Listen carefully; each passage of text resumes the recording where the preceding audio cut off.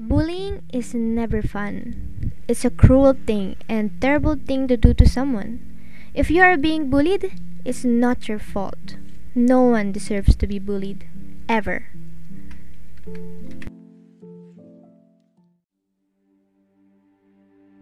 Nabully ka na ba? O ikaw ang nambully? Kung oo, sa paanong paraan at bakit? Ang bullying ay hindi kanais-nais at isang agresibong pag-uugali sa mga batang nasa paaralan na sangkot sa isang tunay o pinaghihinalaang kawalan ng timbang sa kapangyarihan. Ang pag-uugali ay paulit-ulit o may potensyal na maulit sa paglipas ng panahon. Ang parehong mga bata na binubuli at nambubuli sa iba ay maaaring may madadala o may dinadalang malubhang problema.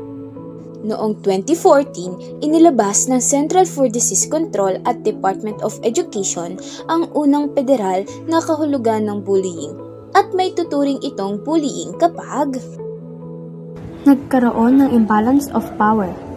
Ang mga bully na ginagamit ang kanilang physical na lakas, access sa nakakahiyang impormasyon o kasikatan upang kontrolin o saktan ng iba.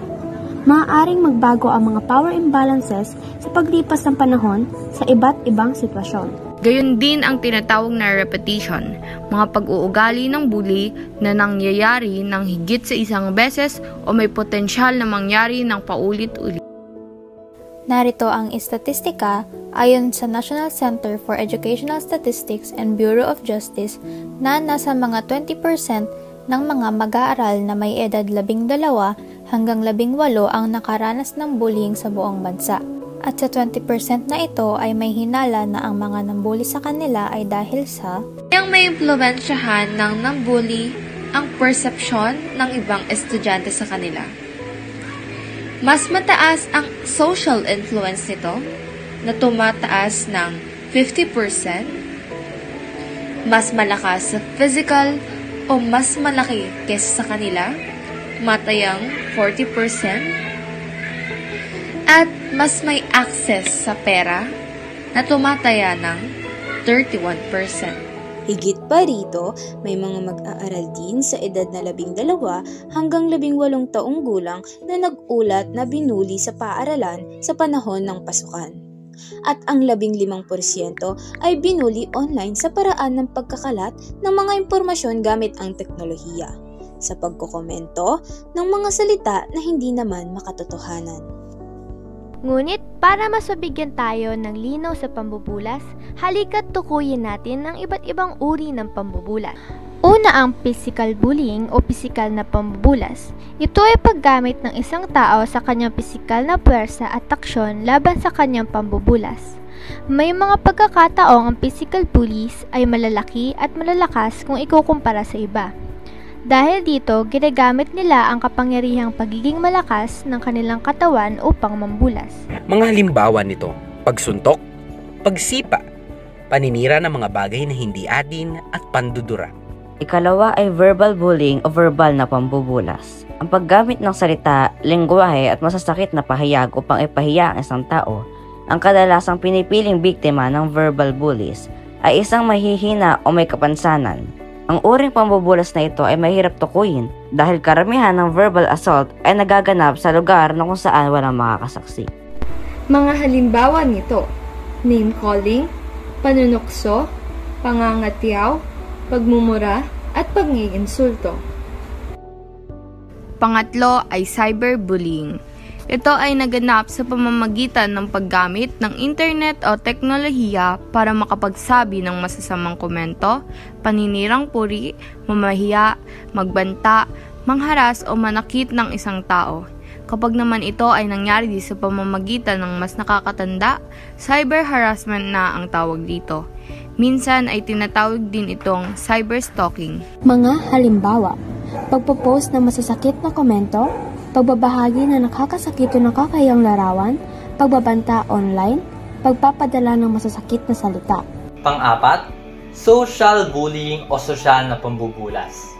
Ito ang pang-eetsepwera o pangbabalewala sa isang tao sa pamamagitan ng pag-iiba nila sa kanilang katayuan sa lipunan. pati na rin ang paglagay nila ng sarili sa mas makapangyarihan sa posisyon.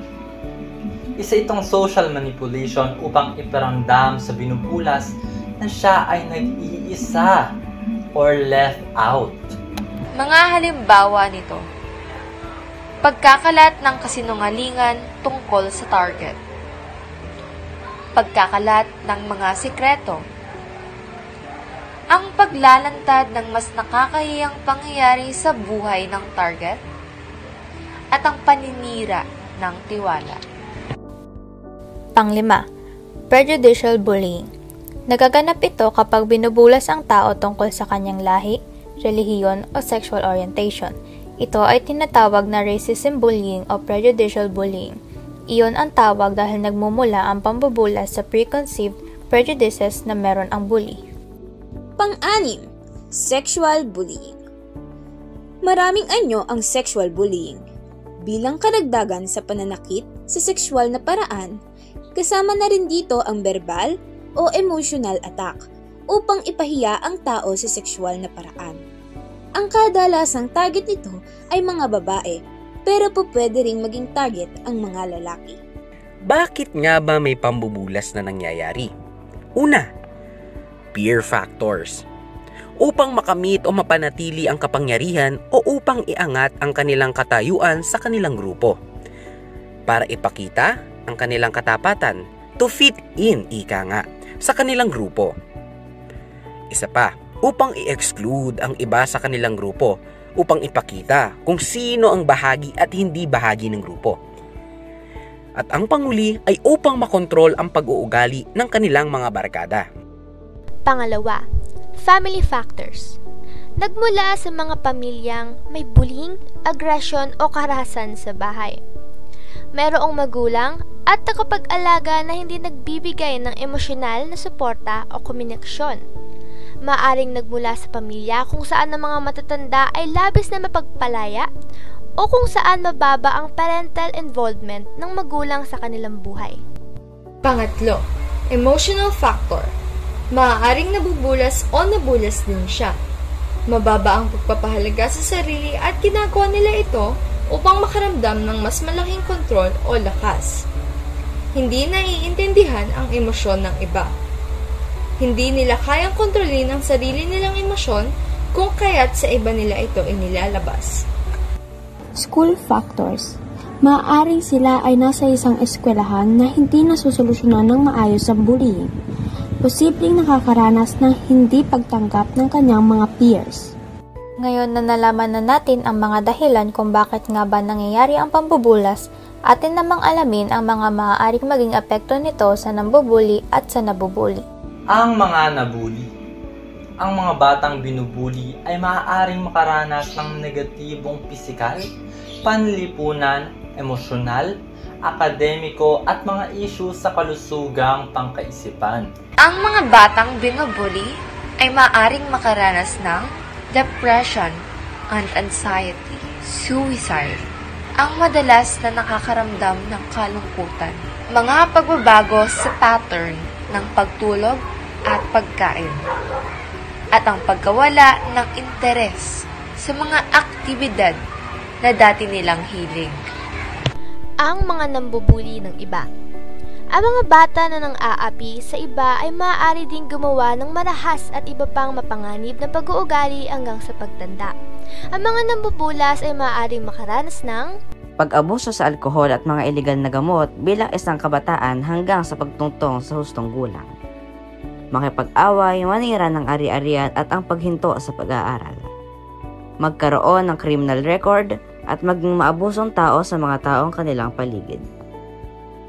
Sino ang maaaring takbuhan kung sakaling nakakaranas ng pambubulas o bullying? Kung ikaw ay nakakaranas ng bullying, maaari kang sangguni sa mga katiwa-tiwalang mga tao. Isa na dito ang iyong mga magulang, guro o guardian. Makakabuti na ating lumapit muna sa mga mapagkakatiwalaan upang ikaw ay mas magabayan at payuhan sa kung anong sunod na gagawin. Maaari ka ring sumangguni sa mga kinauukulan. Stop bullying. Itigil ang pambubulas. Last and not the least, naririto ang mga quotes na hinahanda ng Student Council para sa inyo. People who love themselves don't hurt other people. The more we hate ourselves, the more we want others to suffer. Blowing out someone else's candle doesn't make yours shine any brighter. Inflicting negativity to others will not help anyone. Don't do anything to others what you don't want others to do unto you. By doing so, you contribute to spreading goodwill and work towards putting an end to bullying.